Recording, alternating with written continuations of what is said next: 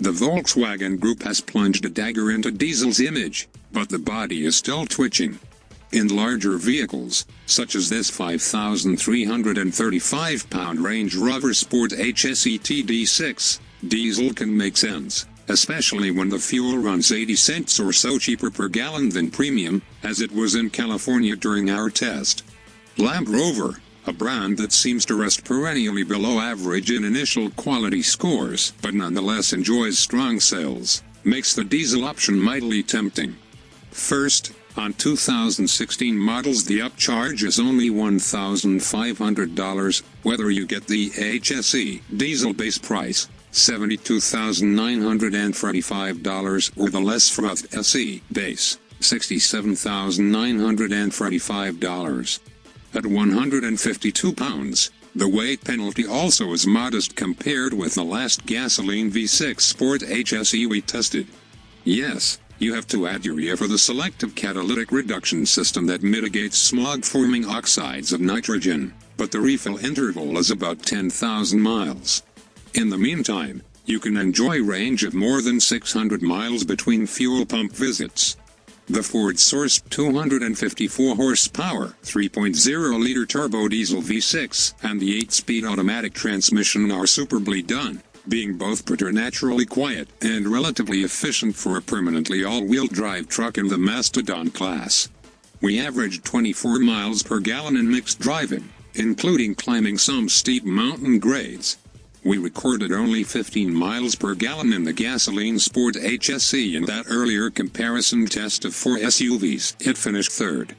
If you prefer the EPA apples-to-apples comparison, the diesel rakes 22 miles per gallon city and 29 miles per gallon highway to the gasoline supercharged V6 single-quote S17 23rds. Opt for the 5.0-liter V8 and, well, polar bears are swimming. No doubt the TD6 shines because something like a bazillion% of Land Rovers sold in Europe are diesels. Actually, it's 90%, and that's in a diesel luxury SUV market that is extremely competitive. The segment isn't nearly as large here, but contenders that cross the Atlantic include the BMW X5 XDR IVE35D and the soon-to-arrive Mercedes-Benz 4MATIC GLE 300D and GLS 350D, as well as the upcoming Jaguar F-Pace. The gasoline version of the BMW X5 was the one vehicle that the Range Rover Sport beat in that recent comparison test, but when we tested the diesel version our observed fuel economy was an even better 25 miles per gallon. We're awaiting opportunity to test the new Mercedes and Jaguar models.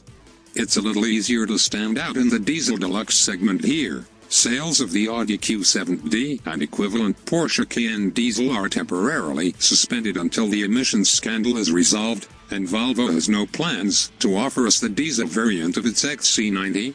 Both outsidening. The Sport's V6 speaks in a soft voice, the usual clanking of high-compression ignition stifled by either lots of insulation or smart engineering or both.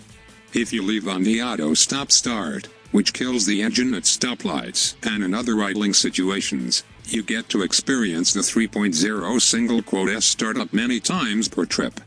However, the inevitable shudder is so well damped that most people won't notice that it's a diesel being refired. In motion the TD6 is supremely stable and confident, the entirely non-dramatic tugboat power plant. It'll tow 7,716 pounds, purring away in the deep background.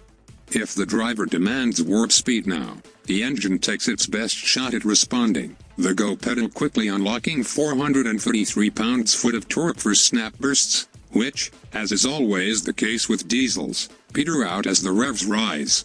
The TD6 effortlessly holds 80 miles per hour on an expressway, but with a 4,800 RPM redline, it is not built for sprints. The 60 miles per hour mark falls at 7.6 seconds, and the quarter mile comes in 15.9 seconds at 88 miles per hour. It's just about a dead heat with a Dodge Journey V6, but don't go taunting any Cayenne drivers. If you want fleetness, then you must go with gasoline, as the supercharged V6 cuts the 60 miles per hour time down to 5.9 seconds, with corresponding improvements to all the other acceleration metrics.